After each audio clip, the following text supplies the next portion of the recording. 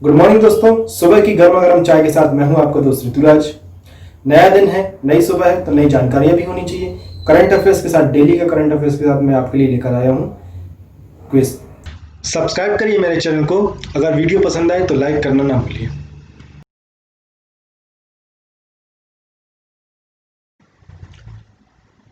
तो चलिए दोस्तों, आज से हम एक नई चीज चालू कर रहे हैं, नया कॉन्सेप्ट चालू करेंगे। हम जानेंगे डेली के करंट अफेयर्स, देखेंगे यहाँ पे कि उस डेट को हुआ क्या था। तो आज है हमारी क्या 2 सितंबर। तो 2 सितंबर को हमारी हिस्ट्री क्या थी, ये हम सब ये जानेंगे, देश और दुनिया की दोनों की। चलिए आगे बढ़ेंगे। क्या बता रहा है, 1969 में बैंकिंग की दुनिया में एटीएम मशीन आज के दिन ही पहली बार यूज की गई थी। कब की गई थी? 1969 को। ऑटोमेटिक टेलर मशीन इसको बोला जाता है, एटीएम का फुल फॉर्म हो गया हमारा। को पहली बार संसार के सामने अमेरिका के न्यूयॉर्क शहर में पेश किया गया था। सबसे पहले कब आई थी ये? 2 सितंबर 1969 को आई थी। फिर आगे क्या है, 1806 को, 2 सितंबर के दिन ही 1806 को भूस्खलन के कारण स्विट्जरलैंड का एक पूरा शहर बर्बाद हो गया था। 1945 को जापान के विदेश मंत्री मोमोरू शेगुमित्सु ने द्वितीय विश्व युद्ध में आत्मसमर्पण किए दस्तावेज पर हस्ताक्षर किए थे, आज के ही दिन किए थे। 1945 को ही वियतनाम ने अपनी स्वतंत्रता की घोषणा की थी। 1970 में 2 सितंबर के दिन नासा ने चांद पर जाने के लिए अपने 2 अपोलो मिशन को कैंसिल कर दिया था, 1970 में। फिर नेक्स्ट क्या है, 1992 में निकारागुआ में भूकंप से करीब 116 लोगों की मौत हुई थी, आज के ही दिन 2 सितंबर के दिन। चलिए आज अब देख लेते हैं आज के दिन भारत का क्या खास था। 2 सितंबर को प्रत्येक वर्ष नारियल दिवस के रूप में मनाया जाता है, विश्व नारियल दिवस मनाया जाता है। नारियल दिवस के दिन नारियल से बनी विभिन्न वस्तुओं की प्रदर्शनियां लगाई जाती हैं। अब जान लेते हैं कि नारियल दिवस का उद्देश्य क्या है। विश्व नारियल दिवस मनाने का उद्देश्य नारियल को उद्योगों के लिए कच्चे माल के रूप में उपयोग किए जाने पर प्रोत्साहन देना है। यहाँ पे प्रोत्साहित किया जाता है कि भाई कच्चे माल के रूप में नारियल को हमको ज़्यादा से ज़्यादा यूज़ करना है, और साथ ही में इसके उपयोग के लिए जागरूकता फैलाना। नारियल का वैज्ञानिक नाम कोकस न्यूसीफेरा है, और ये पाम फैमिली से संबंध रखता है। पाम फैमिली से मतलब क्या? बेर कहलाता है ये, जैसे कि हमारी चेरी, आलू बुखारा, बेरी, ये सारे जो होते हैं ये किस में आते हैं? पाम फैमिली के अंतर्गत ही आते हैं। खजूर, ये सारे पाम फैमिली के अंतर्गत आते हैं। तो नारियल जो है ये भी इसी फैमिली के संबंध में आता है। इसका साइंटिफिक नेम क्या है हमारा? Cocos nucifera. दुनिया के मुख्य नारियल उत्पादक देशों में फेडरेटेड स्टेट और Micronesia, Fiji, Bharat, Indonesia, Kiribati, Malaysia, Marshall island, पंपुआ व New Guinea, Philippines, Samoa, Solomon island, साथ ही साथ में Sri Lanka, Thailand, Tonga, Vanuatu, Vietnam, Jamaica और कीनिया है। जिसमें से सबसे ज्यादा नारियल उत्पादन इंडोनेशिया, फिलीपींस, भारत, ब्राजील और श्रीलंका में होता है। ये सारे मैंने जो आपको देश बताए यहाँ पर नारियल का उत्पादन होता ही है, परंतु सबसे ज्यादा कहाँ पर होता है? इंडोनेशिया, फिलीपींस, भारत, ब्राजील और श्रीलंका में होता है। अब भारत के अंदर की बात कर लेते हैं। भारत के 4 दक्षिण राज्य केरल, कर्नाटक, तमिलनाडु और आंध्र प्रदेश में नारियल की सघन खेती की जाती है। देश का लगभग 90% नारियल जो है वो यहीं से हमको प्राप्त होता है। ये नमकीन मिट्टी में समुद्र के किनारों पर उगाया जाता है। तो ये हमने देखा 2 सितंबर के बारे में जानकारी। अब और देख लेते हैं कुछ। 2 सितंबर के दिन 1573 में अकबर ने गुजरात पर फतह की थी। और इसी के साथ में एक और बहुत इंपॉर्टेंट चीज हमको यहाँ पे है, 1947 में जवाहरलाल नेहरू ने उपसभापति में अंतरिम भारत सरकार का गठन हुआ था। आज के ही दिन अंतरिम भारत सरकार का गठन हुआ था 2 सितंबर 1946। तो ये हमारे भारतीय इतिहास के लिए भी एक बहुत इंपॉर्टेंट दिन है। 2 सितंबर 1946 को हमारी भारत सरकार का, पहली भारत सरकार जो बनी थी, आजादी के बाद की बात हो रही है। तो ये 1947 में हमारा देश आजाद हुआ था, परंतु उसके पहले एक अंतरिम सरकार का गठन किया गया था। वो कब हुई थी? हमारी 2 सितंबर को हुई थी। जिसका काम क्या था? जिसका काम यह था संविधान को बनाना और जो भी हमारा जो मतलब आज़ादी होने वाली थी उसको लेकर जो भी हमारा प्रोसीजर था वो परफॉर्म करना। फिर क्या बोल रहा है? 1956 में हैदराबाद से 100 किलोमीटर दूर जड़चेराला और महबूब नगर के बीच पुल ढहने से 125 लोगों की मौत हो गई थी। आज का ये दिन। 1970 में कन्याकुमारी में विवेकानंद स्मारक का उद्घाटन हुआ था। ये बहुत इंपॉर्टेंट है। कन्याकुमारी में विवेकानंद का स्मारक बना हुआ है, बहुत ही अच्छा और बहुत ही सुंदर बना हुआ है। तो ये कब हुआ था इसका उद्घाटन? 1970 में हुआ था। 1999 में भारतीय तैराक बुला चौधरी इंग्लिश चैनल 2 बार पार करने वाली प्रथम एशियाई महिला भी बनी थी। प्रथम एशियाई महिला जो कि इंग्लिश चैनल को 2 बार पार किया था। कब किया था? 1999 में, 1999 में किया था। फिर इसके बाद देख लेते हैं 2009 को आंध्र प्रदेश के मुख्यमंत्री वाई.एस. रेड्डी को ले जा रहे हेलीकॉप्टर उड़ान भरने के बाद लापता हो गया था। 2009 को लापता हो गया था, अपने मार्ग से कहीं चला गया था। इसके बारे में आज तक नहीं पता चल पाया है वाई.एस. रेड्डी। चलिए अब वापस आ जाते हैं हम करंट अफेयर्स की तरफ। तो पहला क्वेश्चन क्या बता रहा है हमारा? किस राज्य सरकार ने हाल ही में पूर्व मंत्री चेतन चौहान के नाम पर रोड का नाम रखने की घोषणा की थी? ऑप्शन है आपके पास उत्तर प्रदेश, बिहार, पंजाब या फिर डी राजस्थान। चलिए इसका आंसर आप मुझे कमेंट में दीजिए क्या रहने वाला है।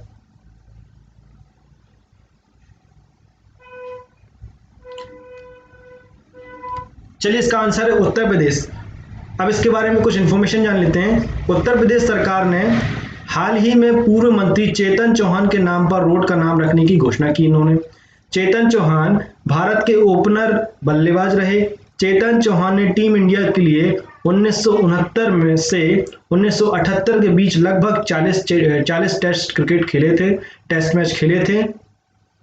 इनमें उन्होंने 31.53 की औसत से 2084 रन बनाए। उनका बेस्ट स्कोर 97 रहा।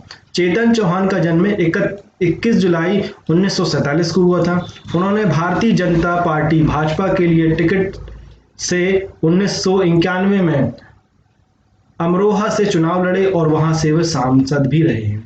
तो यहाँ पे हमारी काम की चीज क्या क्या मिल गई हमको? यहाँ पर हमको ये काम की चीज मिल गई कि भाई नंबर एक चीज ये कि मुख्यमंत्री आदित्यनाथ जी ने, मतलब जो वहाँ के मुख्यमंत्री हैं उत्तर प्रदेश के, उन्होंने क्या किया? पूर्व मंत्री चेतन चौहान के नाम पर रोड का नाम रखने की घोषणा की। चलिए ठीक है। और यहाँ पे हमको क्या चीजें मिल गई यहाँ पे कि 1948 तक ये क्रिकेट खेले थे, 40 क्रिकेट टेस्ट मैच खेल चुके थे और इसके साथ ही ये अमरोह से चुनाव लड़े थे और वहां से सांसद भी रहे थे। कब? 1991 में, 1991 में। चलिए नेक्स्ट क्वेश्चन देखेंगे क्या बता रहा है। हॉलीवुड के निम्न में से किस प्रसिद्ध अभिनेता का 43 वर्ष की उम्र में कैंसर के कारण निधन हो गया? ऑप्शन है आपके पास Robert De Niro, Chris Hemsworth, Chadwick Boseman या फिर एंड्रयू जैक। चलिए इसका आंसर आप मुझे कमेंट में दीजिए क्या रहने वाला है इसका आंसर।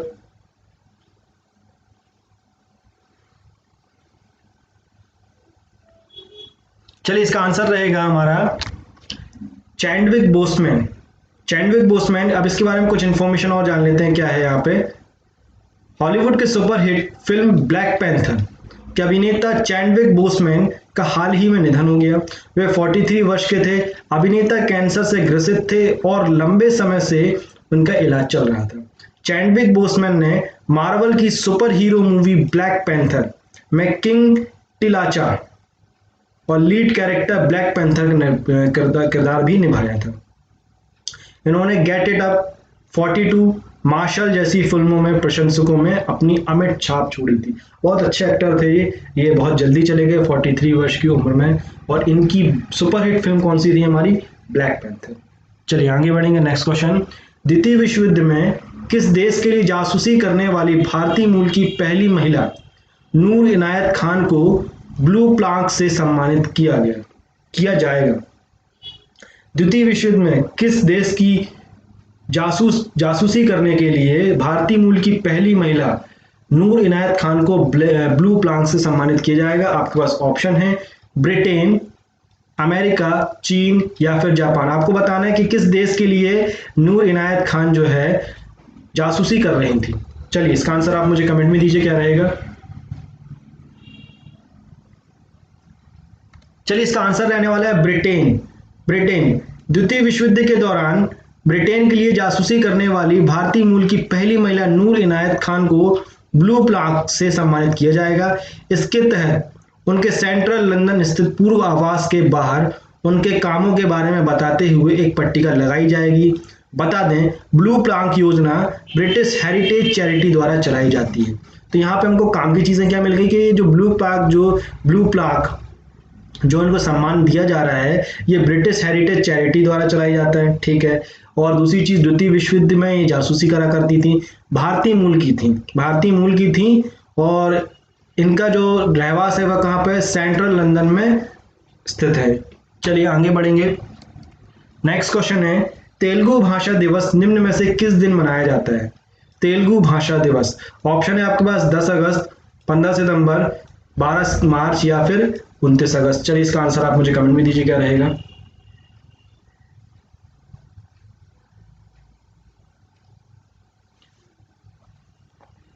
चलिए इसका आंसर है 29 अगस्त। हर साल 29 अगस्त को तेलुगु भाषा दिवस मनाया जाता है। बता दें कि भारत के आंध्र प्रदेश और तेलंगाना राज्यों में मुख्य भाषा और राजभाषा तेलुगु है। यह द्रविड़ भाषा परिवार के अंतर्गत आती है। यह भाषा आंध्र प्रदेश और तेलंगाना के अलावा तमिलनाडु, कर्नाटक, उड़ीसा आदि राज्यों में भी बोली जाती है। तो यहाँ पे हमको 2-3 क्वेश्चन बन गए। नंबर 1 चीज तो ये कि तेलुगु भाषा दिवस कब मनाया जाता है, 29 अगस्त को मनाया जाता है। चलिए ठीक है। दूसरा क्या हो गया हमारा कि ये भारत के आंध्र प्रदेश और तेलंगाना राज्यों की राजभाषा भी है। चलिए ठीक है, ये भी हमारा काम का हो गया। और इसी के साथ में एक और चीज मिल गई, द्रविड़ भाषा के परिवार से है ये। अब यहाँ पे द्रविड़ भाषा बहुत सी हैं, यहाँ पे तमिल, तेलुगु, कन्नड़ ये सारी जो है हमारी द्रविड़ भाषा के अंतर्गत आती है। और भी भाषाएं हैं तो ये उन भाषा के अंतर्गत आता है। और साथ ही साथ में तेलुगु जो है और कहाँ कहाँ बोली जाती है, तमिलनाडु, कर्नाटक, उड़ीसा आदि राज्यों में भी वे बोली जाती है, आंध्र प्रदेश और तेलंगाना के अलावा। चलिए नेक्स्ट क्वेश्चन देखेंगे क्या बता रहे हैं। भारत और किस देश ने वीडियो कॉन्फ्रेंसिंग के माध्यम से 14वीं रक्षा नीति वार्ता का आयोजन किया। 14वीं रक्षा नीति का आयोजन किया भारत और किस देश ने वीडियो कॉन्फ्रेंसिंग से। आपके पास ऑप्शन है ए नेपाल, बी चीन, सी सिंगापुर या फिर डी रूस। चलिए इसका आंसर आप मुझे कमेंट में दीजिए क्या रहेगा। चलिए इसका आंसर रहने वाला है सिंगापुर। इसके बारे में कुछ इंफॉर्मेशन और जान लेते हैं। भारत और सिंगापुर ने वीडियो कॉन्फ्रेंसिंग के माध्यम से 14वीं रक्षा नीति वार्ता आयोजित की है। सम्मेलन की अध्यक्षता रक्षा सचिव डॉक्टर अजय कुमार और उनके सिंगापुर में समकक्ष चेन हेंग के द्वारा की गई। तो यहाँ पे हमको काम की चीजें क्या मिलेगी। नंबर 1 चीज ये कि भारतीय रक्षा सचिव कौन है, डॉक्टर अजय कुमार। और इसी के साथ में एक और चीज क्या मिल गई हमको, सिंगापुर के साथ हो रही ना हमारी, सिंगापुर के साथ यहाँ पे हो रही। तो सिंगापुर में इसी पद के समकक्ष कौन है यहाँ पे, चेन हेंग द्वारा की गई थी। इस वार्ता का उद्देश्य दोनों देशों के बीच आपसी रक्षा सहयोग के साथ ही साथ रणनीति मुद्दों एवं भू राजनीतिक घटनाक्रम पर चर्चा करने के लिए एक नियमित मंच प्रदान करना है। इस बैठक में आतंकवाद का मुकाबला करने और एक दूसरे की नौसेना की सुविधा और रसद सहायता प्रदान करने की चर्चा हुई थी। दोनों की यहाँ पे सहायता प्रदान करना और साथ ही साथ में नौसेना की जो भी सुविधाएं हैं उन सभी को सहायता प्रदान करने के ऊपर चर्चा की गई कि हम सबको मिलकर आतंकवाद के खिलाफ लड़ना है और उससे मुकाबला करना है। चलिए नेक्स्ट क्वेश्चन देखेंगे क्या बता रहा है। किस व्यापार में संयुक्त राष्ट्र के सतत विकास लक्ष्यों के संदर्भ में पहला अंतर्राष्ट्रीय महिला व्यापार केंद्र स्थापित किया गया। ऑप्शन है आपके पास पंजाब, केरल, तमिलनाडु या फिर दिल्ली। चलिए इसका आंसर आप मुझे कमेंट में दीजिए। अगर आपने अभी तक मेरे चैनल को सब्सक्राइब नहीं किया है तो प्लीज इसे सब्सक्राइब कर लीजिए और बेल आइकन को क्लिक करिए, जिससे आपको आने वाले वीडियो का नोटिफिकेशन आपको लगातार मिलता रहे और आपको इन्फॉर्मेशन मिलती रहे डेली के करंट अफेयर्स की। और अगर आपको मेरा वीडियो पसंद आ रहा है तो प्लीज लाइक करें और कमेंट करके जरूर बताएं आप आंसर, अगर आपको आंसर आता है तो आप आंसर जरूर बताएं। तो चलिए इसका आंसर क्या रहने वाला है। इसका आंसर रहने वाला है हमारा केरल। केरल, अब इसके बारे में कुछ इंफॉर्मेशन और जान लेते हैं। केरल में संयुक्त राज्य के सतत विकास लक्ष्यों के संदर्भ में पहला अंतर्राष्ट्रीय महिला व्यापार केंद्र स्थापित किया जाएगा।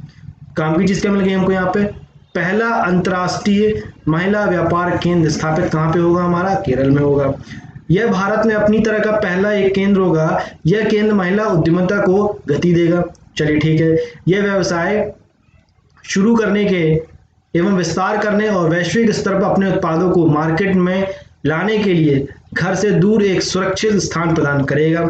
महिला व्यापार केंद्र महिला उद्यमियों को अंतर्राष्ट्रीय व्यापार में भाग लेने, प्रतिस्पर्धा करने और अधिक आर्थिक लाभ प्रदान करने में भी सक्षम बनाएगा। तो यहाँ पे हमको सारी चीजें हमने यहाँ पे देख ली कि ये जो हमारा अंतर्राष्ट्रीय महिला व्यापार केंद्र बन रहा है, कहाँ बन रहा है, केरल में बन रहा है। इसका मेन मोटो क्या है कि भाई महिलाओं को आगे बढ़ाना और महिलाओं को व्यवसाय के लिए तैयार करना, अंतर्राष्ट्रीय मार्केट में, अंतर्राष्ट्रीय व्यापार में पार्ट करने के लिए उनको आगे बढ़ाना, प्रतिस्पर्धा में, कंपटीशन में आगे लेके आना और अधिक से अधिक आर्थिक लाभ लाने में सक्षम बनाना। चलिए आगे बढ़ेंगे नेक्स्ट क्वेश्चन की तरफ। क्या बता रहा है, निम्न में से किस देश ने रूस में अगले महीने होने वाली साझा सैन्य अभ्यास काउकाज 2020 से खुद को अलग कर लिया है। क्या है क्वेश्चन, कौन से देश ने रूस में अगले महीने होने वाली कंबाइंड सैन्य अभ्यास, साझा सैन्य अभ्यास जिसका नाम है काउकाज 2020 से खुद को अलग कर लिया। ऑप्शन है आपके पास भारत, नेपाल, जापान या फिर पाकिस्तान। चलिए इसका आंसर आप मुझे कमेंट में दीजिए, मैं वेट कर रहा हूं।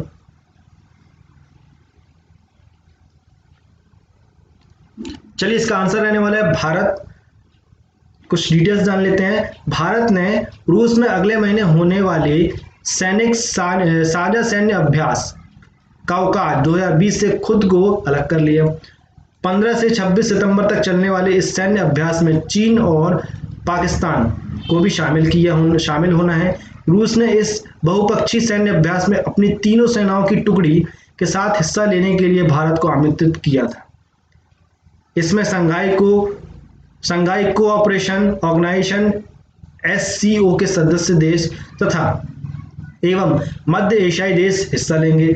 SCO के सदस्य देशों में चीन, भारत, कजाकिस्तान, किर्गिस्तान, रूस, पाकिस्तान, ताजिकिस्तान और उज्बेकिस्तान शामिल हैं। तो यहाँ पे हमको एक चीज और मिल गई, यहाँ पे क्या, SCO क्या हो गया हमारा, यहाँ पे SCO क्या हो गया, संघाई कोऑपरेशन ऑर्गेनाइजेशन, SCO इसको बोलेंगे।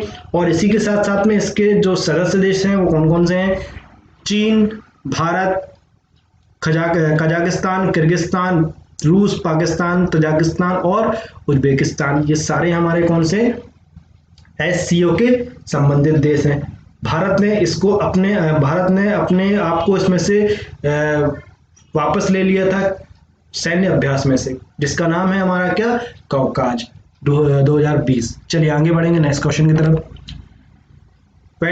वेस्ट इंडीज के किस ऑलराउंडर ने T20 क्रिकेट में 500 विकेट लेने वाले दुनिया के पहले गेंदबाज बन गए। चलिए क्या बोल रहा है क्वेश्चन, वेस्ट इंडीज के किस ऑलराउंडर ने, यहाँ ऑलराउंडर की बात कर रहा है, ध्यान से सुनिएगा मैं क्या बता रहा हूँ। ऑलराउंडर ने T20 क्रिकेट में, और दूसरी चीज T20 ICC क्रिकेट की बात नहीं हो रही है, 50 जो हमारे 50 ओवर के मैच होते हैं उसकी बात नहीं है, T20 की बात हो रही है। 500 विकेट लेने वाले दुनिया के पहले गेंदबाज कौन बने? ऑप्शन है आपके पास Rahkeem Cornwall, Dwayne Bravo, Carlos Brathwaite या फिर डेरिन सैमी। चलिए इसका आंसर आप मुझे कमेंट में दीजिए। ध्यान से देखिए क्वेश्चन क्या बोल रहा है, T20 की बात कर रहा है यहाँ पे। चलिए इसका आंसर रहने वाला है Dwayne Bravo. Caribbean allrounder Dwayne Bravo T20 cricket में 500 विकेट लेने वाले दुनिया के पहले गेंदबाज बन गए। उन्होंने कैरिबियन प्रीमियर लीग CPL 2020 में सेंट लूसिया जैक्स के खिलाफ मैच में उपलब्धि अपने नाम की, कौन से मैच में की थी उन्होंने, सेंट लूसिया जैक्स के खिलाफ मैच हुआ था, कैरिबियन प्रीमियर लीग CPL। हमवतन रोस्टर चेंज इनका 500वां शिकार बने। ये उपलब्धि हासिल करने वाले इकलौते खिलाड़ी हैं। ब्रावो 2006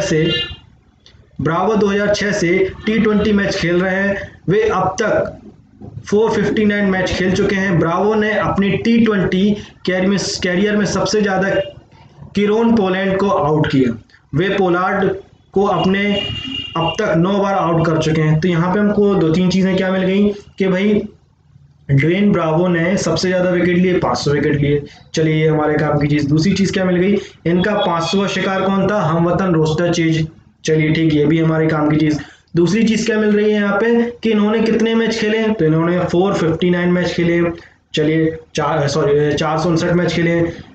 एक और चीज़ क्या मिल गई यहाँ पे हमको कि इनने कैरियर में अपने T20 कैरियर में सबसे ज़्यादा किसको आउट किया, तो सबसे ज़्यादा किसको आउट किया, इन्होंने किरोन पोलार्ड को आउट किया है और ये 9 बार इनको आउट कर चुके हैं। चलिए नेक्स्ट क्वेश्चन की तरफ देखेंगे। किस देश के सलामी बल्लेबाज निशात थरंगा परनाविताई ने अंतर्राष्ट्रीय क्रिकेट के सभी प्रारूपों से संन्यास की घोषणा कर दी।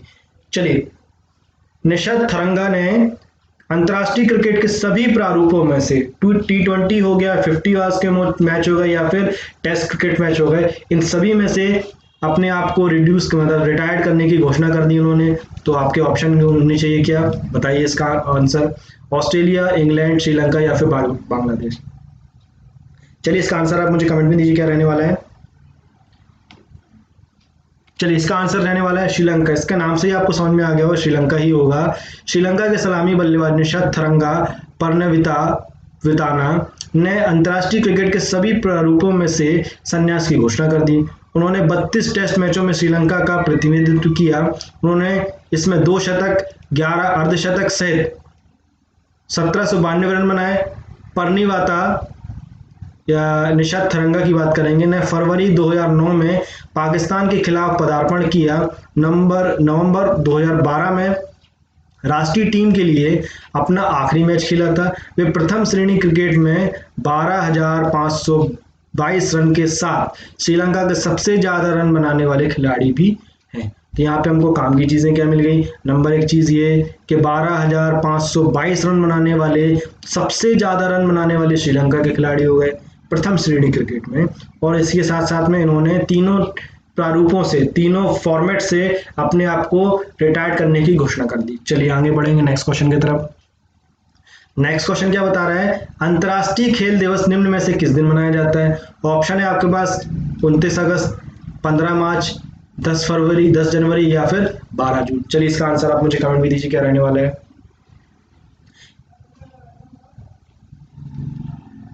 अंतर्राष्ट्रीय खेल दिवस, चलिए इसका आंसर है हमारा 29 अगस्त। 29 अगस्त, हर साल 29 अगस्त को भारत में राष्ट्रीय खेल दिवस, अंतर्राष्ट्रीय बोल दिया मैंने, राष्ट्रीय खेल दिवस के रूप में मनाया जाता है।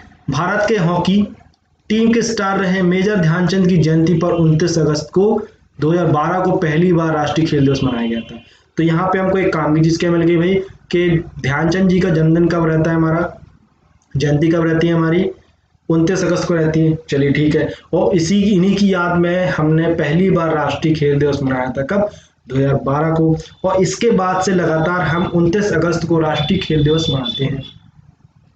इस दिन को इस महान खिलाड़ी के नाम के सम्मान में मनाया जाता है। चलिए ठीक है, देश के सर्वश्रेष्ठ खिलाड़ियों को राजीव गांधी खेल रत्न, अर्जुन पुरस्कार, ध्यानचंद पुरस्कार और द्रोणाचार्य पुरस्कार जैसे सम्मानों से सम्मानित किया जाता है। कब किया जाता है, 29 अगस्त को किया जाता है। चलिए इसमें एक और इंपॉर्टेंट चीजें क्या मिल रही हैं कि इस बार जो हमारे राष्ट्रीय खेल दिवस के जितने भी पुरस्कार दिए गए हैं वो एक क्या बोलते हैं, वीडियो कॉन्फ्रेंसिंग के थ्रू दिए गए हैं, जिसमें राष्ट्रपति भवन से वीडियो कॉन्फ्रेंसिंग में भाग ले रहे थे। और इसी के साथ साथ जितने भी खिलाड़ी थे, जो भी नॉमिनेट खिलाड़ी थे जिनको पुरस्कार मिला है, वह सारे अपने रिस्पेक्टिव अपने क्षेत्रीय साई के केंद्र से, जिसको हम बोलते हैं स्पोर्ट्स अथॉरिटी ऑफ इंडिया के केंद्र से, या फिर अपने जो भी जो उनका जो खेल का जो मतलब जो उनका रीजनल सेंटर है, वहां से उन्होंने अपने पुरस्कारों को प्राप्त किया। किसके थ्रू,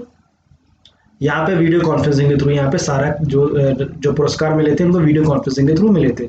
तो यहाँ पे हमने आज के करंट अफेयर्स देख लिए। तो हमारा क्या आज का करंट अफेयर्स, नेक्स्ट क्लास में हम पढ़ेंगे। कल की क्लास में मैं डेली आपके लिए लेके आने वाला हूँ, डेली हमारी क्लास रहने वाली है।